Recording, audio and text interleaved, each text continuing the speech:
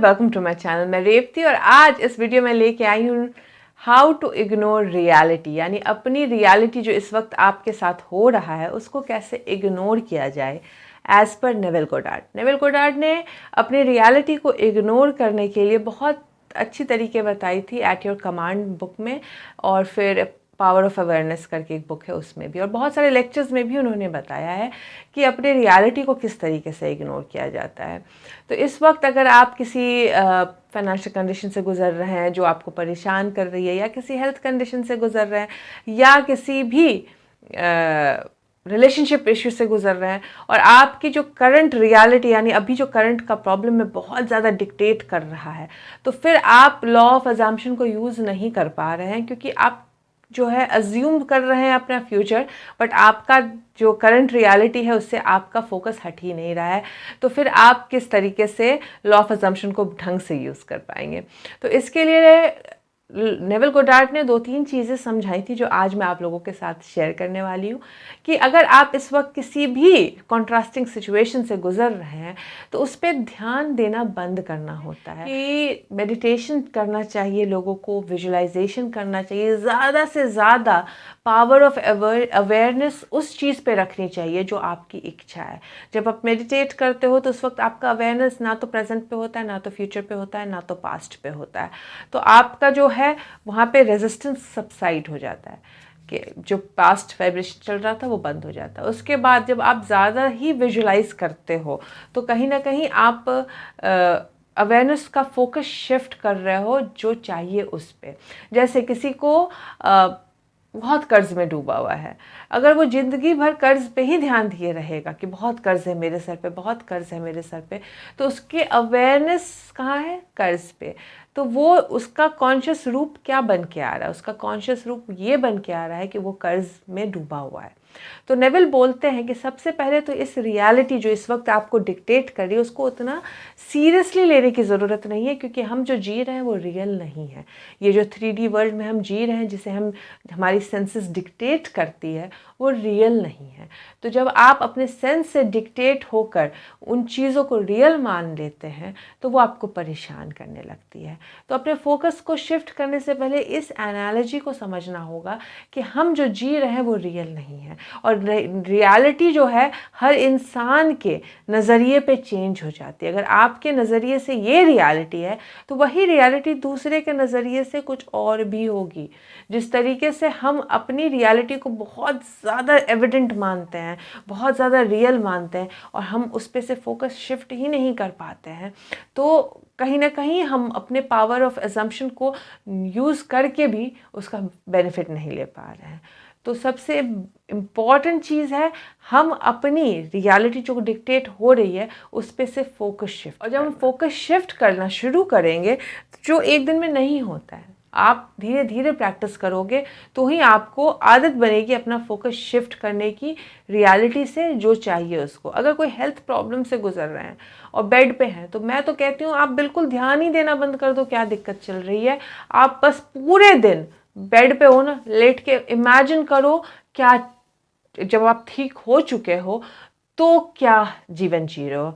तो जब आप अपने आप को बार बार इतना ज़्यादा हील्ड स्टेट में देखोगे, जब आप अपने आप को बार बार इतना ज़्यादा खुश देखोगे, पर अपने हाथ पैर सलामत है, आप इंजॉय कर रहे हो लाइफ, ऐसी स्टेट में देखोगे, तो धीरे धीरे आपका कॉन्शियसनेस जो है उसको एक्सेप्ट कर लेता है। और जब आपका वो कॉन्शियस का हिस्सा बन जाता है हील स्टेट, तो हीलिंग मिलनी ही मिलनी है। आपकी प्रेजेंट रियलिटी डिक्टेट करना बंद करना ही पड़ेगा उसे। तो यही होता है रिलेशनशिप में। अगर आप किसी रिलेशनशिप प्रॉब्लम से गुजर रहे हैं और आपको चाहिए कि भाई मेरा जो रिलेशनशिप है, चाहे वो किसी फैमिली मेम्बर से हो, या हस्बैंड वाइफ का रिलेशनशिप हो, या फ्रेंड्स के साथ हो, तो अगर आपको चाहिए कि वो रिलेशनशिप बेटर हो जाए तो आपको दिन रात उस रिश्ते को बेटर हुआ हुआ देखना है। यानी आपको दिन रात देखना है कि आपकी जो रिश्ता है, आपका जो रिश्ता है उस इंसान के साथ बेटर हो चुका है। जब आप बेटर हो चुका है, ज़्यादा से ज़्यादा टाइम इस अजम्पशन में रहोगे और अवेयरनेस नहीं लेके जाओगे उन चीज़ों पे जो आपको एविडेंट कर रही है, यानी आप अपना ध्यान नहीं लेके जाओगे बॉडी के दर्द पे, दर्द हो रही है तो बस होने दो, उसे ध्यान मत दो, आप ध्यान किसी दूसरे चीज़ पे ले जाओ। यही कारण है जो कैंसर पेशेंट है उनके बहुत सारी सक्सेस स्टोरी आती है कि चले जाते हैं 1 महीना 1.5 महीने सिर्फ कॉमेडी मूवी देखे और ध्यान ही नहीं दिया कि क्या दिक्कत है, हंस रहे हैं हंस रहे हैं हंस रहे हैं, तो देखा उनको हील्ड हो जाते हैं। वैसे ही किसी रिश्ते में अगर प्रॉब्लम चल रही है आपको, तो लोग कहते हैं कि थोड़ा ब्रेक ले लो ताकि उस पर से ध्यान हट जाए। लेकिन मैं कहती हूँ ब्रेक लेके अलग होने से बेटर है कि भाई उसी रिश्ते में रहो, पूरे दिन देखो कि वो रिश्ता बेटर हो गया है और ध्यान मत दो जो वो रिश्ते में ख़राब चीज़ें चल रही हैं। तो जब आप पावर ऑफ अवेयरनेस को यूज़ करोगे इन चीज़ों पे जो आपको चाहिए, अपना फोकस नहीं डालोगे जो सामने वाला इंसान गलत कर रहा है उन चीज़ों पे। कुछ जो रियलिटी फेसिंग लोग हैं वो कहेंगे कि भाई ये क्या बोल रहे हो, जो कर रहा है उस पर ध्यान नहीं दो, मतलब हर चीज़ माफ़ करते जाओ, अनकंडीशनल माफ़ करते जाओ, वो गलती पे गलती करते रहेगा और मैं उसको माफ़ करते जाऊँ जस्ट बिकॉज मुझे अवेयरनेस नहीं डालनी है। ये तो सामने वाले को छूट दे देने की बात हो गई। बट मैं कहती हूँ थोड़े दिन करके देखो, आप अगर उस रिश्ते में खुश नहीं हो, ऑलवेज एक क्राइटेरिया है निकल जाने का। अगर नहीं निकल सकते हो, कुछ लोग मेरे पुराने एक वीडियो पे देख के कंफ्यूज हो गए थे कि मैं बोलती हूँ लिस्ट ऑफ पॉजिटिव एस्पेक्ट्स से सब कुछ ठीक हो जाता है, फिर मैंने लास्ट पॉडकास्ट बोला कि रिश्ते में खुश नहीं हो तो निकल जाओ। निकलना हमेशा एक ईजी वे आउट होता है। अगर आप निकल सकते हो, आप खुश नहीं हो, तो एक ज़िंदगी बची है, क्यों नहीं निकल जाना। लेकिन अगर नहीं निकल सकते हो और आपको इच्छा है कि वो हील हो जाए, आपकी इच्छा है कि वो ठीक हो जाए, आपकी इच्छा है कि वही सही हो जाए, तो आपकी इच्छा के बिना तो कुछ भी नहीं होगा। अगर आपकी इच्छा है तो थोड़े दिन ये एक्सपेरिमेंट करने में क्या जाता है, ध्यान देना बंद कर देते हैं वो सामने वाला क्या कर रहा है। पूरे दिन ये अज्यूम करते हैं कि सामने वाला वैसा बिहेव कर रहा है जैसा आप चाहते हो, और पूरे दिन अपना फोकस उनके किए गए चीज़ों से हटाकर अपनी इच्छाओं पे रखते हैं। और फोकस शिफ्ट करने के बहुत सारे उपाय हैं, मेडिटेशन कर ले, बहुत सारे उपाय हैं, वॉक पे चले जाए, बहुत सारे उपाय हैं, कॉमेडी मूवी देख लें। तो ये 3 से 4 महीने जो लगातार करते हैं उनको अपने रिलेशनशिप में चेंजेस दिखने लग जाते हैं। सामने वाला इंसान बदल चुका रहता है। जब उनका अवेयरनेस जो है वो कॉन्शियसनेस में बदल जाता है तो फिर आप के लाइफ में ट्रांसफॉर्मेशन आने लग जाती है। सेम चीज़ आप अपने बीमारी के लिए भी कर सकते हैं। किसी बीमारी से हैं, लोगों से डिस्कस करना बंद कर दे, लोगों से बताना बंद कर दे क्या बीमारी है। दवाई खाए, जो डॉक्टर ने बोला करे, बट डॉक्टर की बातों को एविडेंस मान के नहीं बैठ जाए। डॉक्टर अगर आपकी रिपोर्ट पे कुछ और बोल रहा है तो उस पर ध्यान देना बंद कर दे। हर बार जब डॉक्टर से मिलने जाए तो प्री पेविंग मेथड करके जाए और पूरे दिन फोकस उन चीज़ों पे रखे जो आपकी इच्छा, यानी अपने हील्ड स्टेट को विजुलाइज करे। कॉमेडी मूवी देखे, अच्छा अच्छा खाना खाए, खाने को एंजॉय करे, दवाई खाए तो इस वे में खाए कि वो दवाई आपकी बॉडी को हील कर चुका है, और देखे अपनी हीलिंग को आते हुए रियलिटी में। जो डेथ में गुजरे हुए, डेथ पे ध्यान देना बंद कर दे। ध्यान दे कमाने पे, ध्यान दे पैसा सेव करने पे, ध्यान दे अपनी लाइफस्टाइल को बेटर करने पे, और डेट को देखे अपने आप गायब होते जाने के लिए। पूरे दिन आप देखे कि आप बेस्ट लाइफस्टाइल जी रहे हो, बहुत अच्छा कमा रहे हो, ये ध्यान ही नहीं दे कि कर्जदारों को पैसा देना है। और आप अगर ऐसे इंसान हैं जो कर्जदारों का पैसा चुकाना चाहते हैं, तो जब आपके पास पैसा आएगा तो सबसे पहले आप वही चुकाओगे। तो जब आप ध्यान देना बंद कर देते हो तो आपके कर्ज उतरना बंद शुरू हो जाते हैं।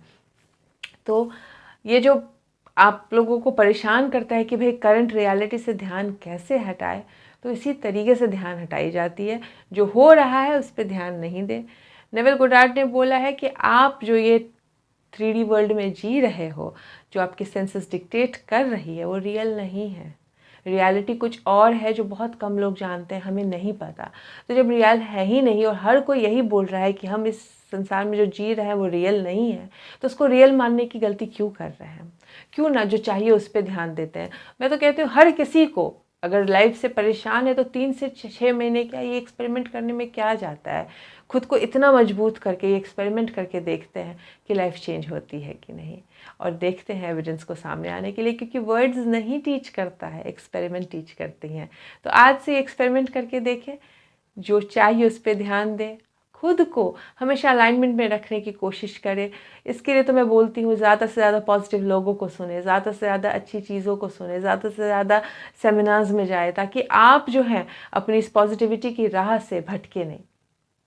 अब्राहम हिक्स की बात बोलना चाहूँगी कि हम चाहते हैं कि हम दिल्ली से मुंबई पहुंच जाए, रास्ता चलते भी हैं मुंबई पहुंचने के, बट रास्ते में क्या होता है कि गलती से हम कोई अलग रास्ता पकड़ लेते हैं और हमारी गाड़ी जो है किसी रेगिस्तान में अटक जाती है। तो क्या वहाँ बैठ के रोने से कुछ होगा? तब तो यही सेंस बनती है ना कि हम रेगिस्तान से वापस से काम करना शुरू करते हैं उस हाईवे पर पहुंचने की। जैसे ही हम उस हाईवे पे पहुंच जाएंगे और फिर चलना शुरू कर देंगे तो मुंबई एक दिन तो पहुंचनी है। बट लोग क्या करते हैं, दिल्ली से गाड़ी निकालते हैं और देखते हैं मुंबई बहुत दूर है और रेगिस्तान में फंस गए हैं, बस क्या करते हैं, गाड़ी मोड़ते हैं और वापस दिल्ली चले जाते हैं और उनको उनकी लाइफ में चेंजेस नहीं दिखते हैं। हमेशा याद रखिए, रास्ता है, एक दिन मंजिल ज़रूर आती है, बस चलना ना बंद करें।